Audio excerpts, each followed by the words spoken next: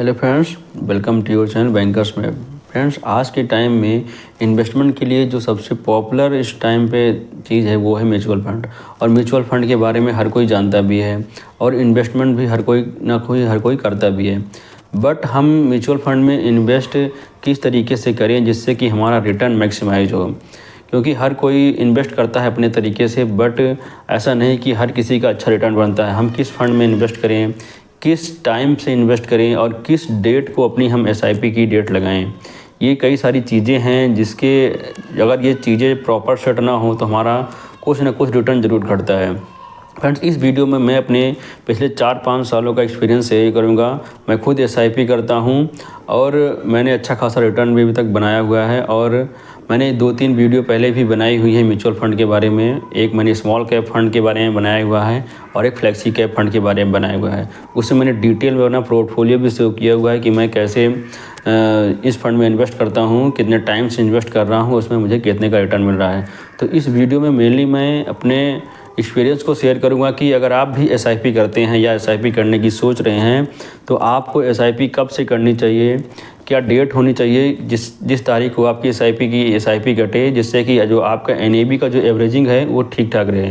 क्योंकि mutual fund में जो भी गेन होता है उसमें जो हमें हर महीने एनएबी अलॉट होती है उसका जब एवरेज निकलता है और जो उसकी करंट एनएबी होती है उस फंड की, उसमें जो गैप होता है वही हमारा एक तरीके का रिटर्न होता है।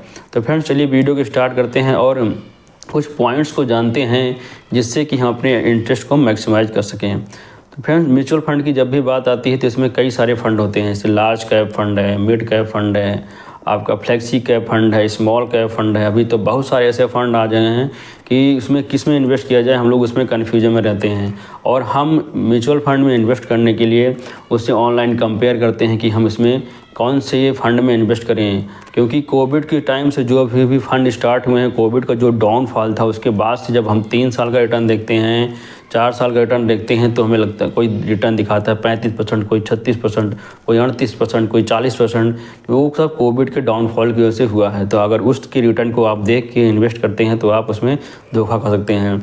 अगर आप जब भी इन्वेस्टमेंट के लिए जाएँ तो आप पिछले 5 साल से ज़्यादा के रिटर्न को कंपेयर करिए।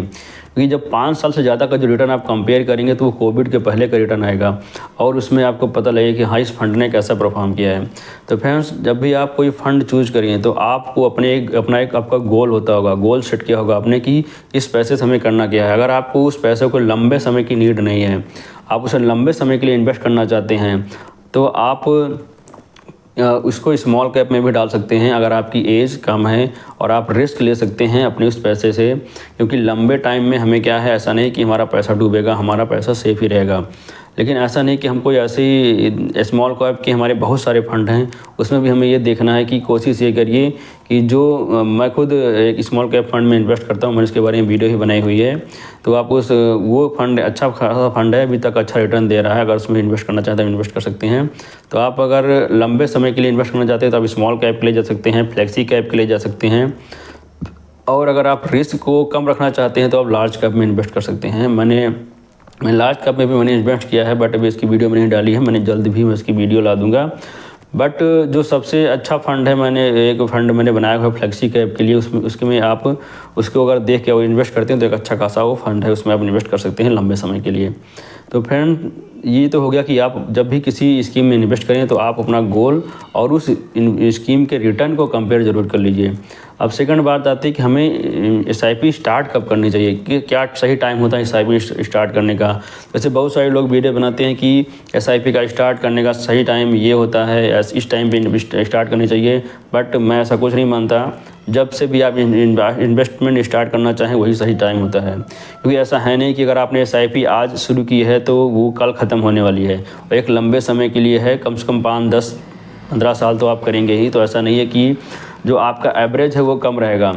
हाँ, एक डेट है वो कोशिश वो करिए कि वो डेट एक सही रखिए क्योंकि अगर आप जब भी अपना लॉन्ग टाइम में तो आपका पैसा बढ़ेगा ही। बट अगर एक ऐसी डेट सेट रहे कि जिससे कि जिस टाइम पे हमारा बाज़ार थोड़ा डाउन रहे, उस टाइम पे अगर आपका एसआईपी करती है तो आपको जो एनएबी है वो आपको ज़्यादा मिलती है और यूनिट्स आपको ज़्यादा मिलती है। आपकी एनएबी गिरी होती है तो आपको यूनिट्स ज़्यादा मिलती हैं और आपका जो रिटर्न है वो काफ़ी बढ़ता है।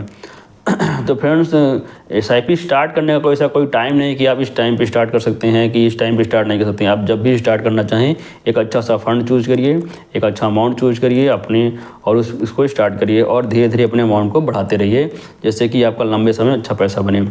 तो इस वीडियो में जो मैंने आपको इम्पोर्टेंट बात बताई कि लास्ट में आपको मैं ये बताता हूँ कि आपको डेट क्या रखनी चाहिए।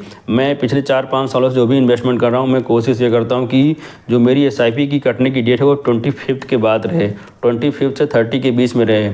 और मैंने अक्सर ये देखा है कि जब भी 25 से 25 से 30 के बीच में जो भी डेट होती है, उस डेट में मैं हमेशा तो नहीं कहता, बट कभी ऐसा 90 में से 70% केसेस में बाज़ार थोड़ा डाउन ही रहता है, और उस टाइम पे जो NAV है वो डाउन रहती है और आपको जो यूनिट्स है वो ज़्यादा अलॉट होते हैं, जिससे आपका रिटर्न लंबे समय में अच्छा बनेगा।